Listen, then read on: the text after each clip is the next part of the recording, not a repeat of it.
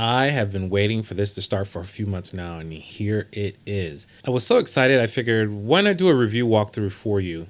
Yes, there will be spoilers.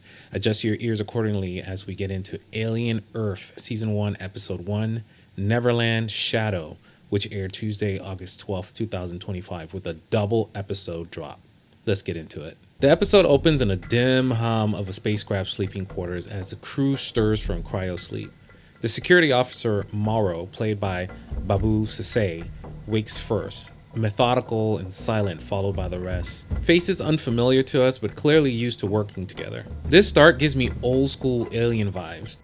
The ship's interior, the shadow lighting, the old school tech, I love how they've kept it there and didn't just jump right into like a Star Trek world. Right off, we see the subtle ripple of tension as a new crew member exchanges a sharp word with Morrow.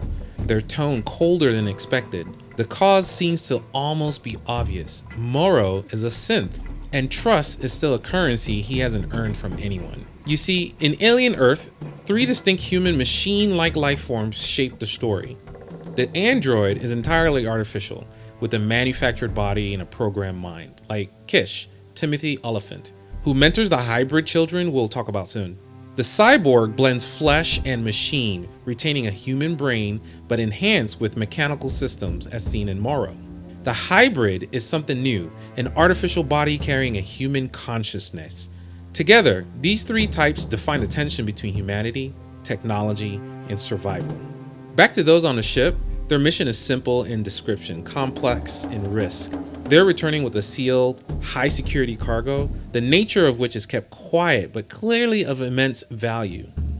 This isn't just freight, it's the mission. Morrow makes that very clear.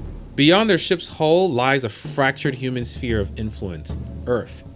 Its neighboring planets and nearby moons are carved out between rival factions, each governed by their own grip on trade, territory, and power.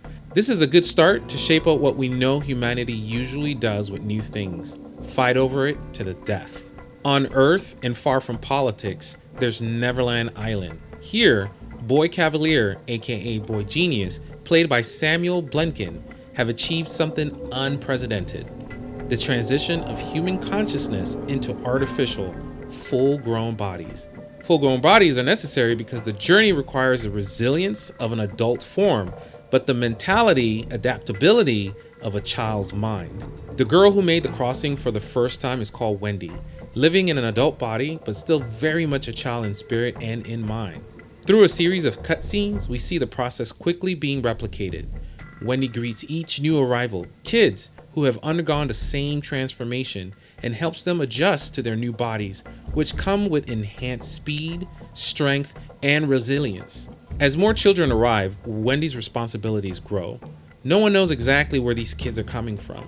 This place is more techie than even the ship appears to be, but I like how they've pulled the movie concept of so many alien ships into this future Earth visualization. I thought it was cool how they've inserted that 3 wise monkeys: see no evil, hear no evil, speak no evil. It feels like a cryptic warning. Back on the ship, reality begins to distort. The audience, us, continues to catch flashes, hallucinations maybe, of alien intruders loose on board. Then, without warning, the threat becomes real. Seems we were just being warmed up to knowing that the ship was doomed from the opening scene. Still on the ship, Morrow seals himself away, cutting off the rest of the crew, leaving them to die at the aliens' hands, or teeth. The crew is dead, he records in the log, as screams and carnage echo through the corridors.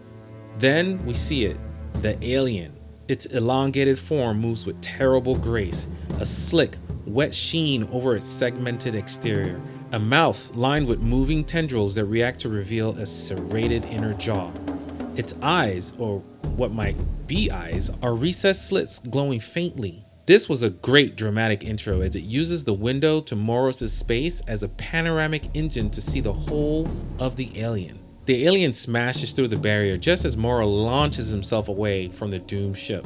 At least that's what I thought was happening. The vessel, now on a dangerous trajectory, hurls towards Earth, seemingly out of control, but I think this is more of a get this cargo to Earth at all costs as opposed to the ship being completely out of control. In Prodigy City, Hermit walks through the bustling streets of what could be downtown LA in the future. Hermit, played by Alex Lauder, is Wendy's brother from before she was transitioned to her new body. Though he doesn't know it, she's watching him from Neverland via surveillance feeds stitched together from city cameras and even ones indoors.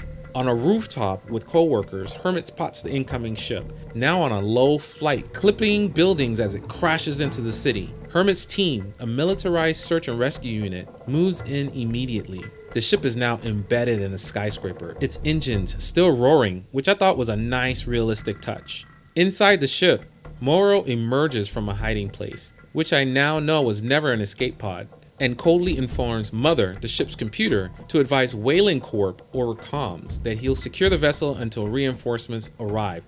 Now, this ship has apparently landed in territory that belongs to the Weyland Corp as opposed to the Prodigy, which is who Moro works for. His tone suggests he knows this. He seems to be very one track in what he needs to deliver.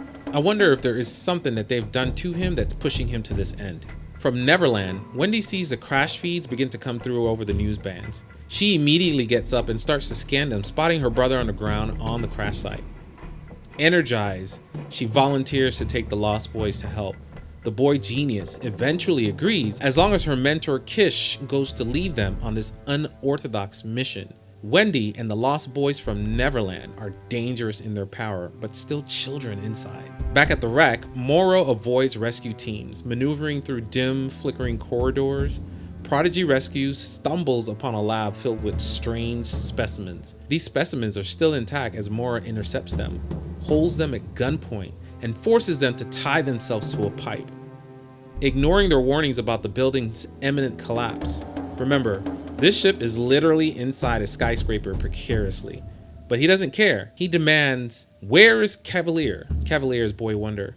It's only then that they notice Moro is a cyborg, probably because he has no emotion on his face. He's very blank in his mission to keep the product secure and make sure it's delivered in the right hands. Of course, all of this made appealing to his human side more of a chore. Once Moro leaves, they try to free themselves, but something emerges from one of the men's shirt and another from above, from the shadows. Insect-like creatures that skitter across the rescuer's body, biting deep into his neck, swelling grotesquely like a tick. The other appears, attacking the second man, leaving us wondering, what will this turn into? And I've never really seen this in any of the Alien movies, and maybe I just don't remember it properly, but I am very curious as to what this will turn into. Elsewhere on the ship, Hermit finds cryo chambers with jagged escape holes and follows a slime trail that hints something climbed out of these bodies, but they have no time to look around, find more details. They push on. The question of why the ship crashed sharpens into a grim possibility as they chat amongst themselves. The episode closes with Wendy and the Lost Boys en route to the crash site. In a very weird and android way, her mentor warns her to be ready for the possibility, no, the inevitable, of facing death. Maybe even her brother's death as a result of the crash, the building, or something else. Guys, episode 1 of Alien Earth is a cinematic ride from start to finish. In just under an hour, it moves seamlessly between a high-stakes space disaster, a mysterious transhuman island, and a gritty urban crash site. The tension between political powers, alien threats, and experimental consciousness transfer is set against a backdrop that feels like a full-blown sci-fi film. The visual and pacing are rich enough to satisfy while leaving just enough unanswered to pull you into episode 2. Stay tuned for the next review, and if you're following along, like, subscribe, forward, and help the channel grow.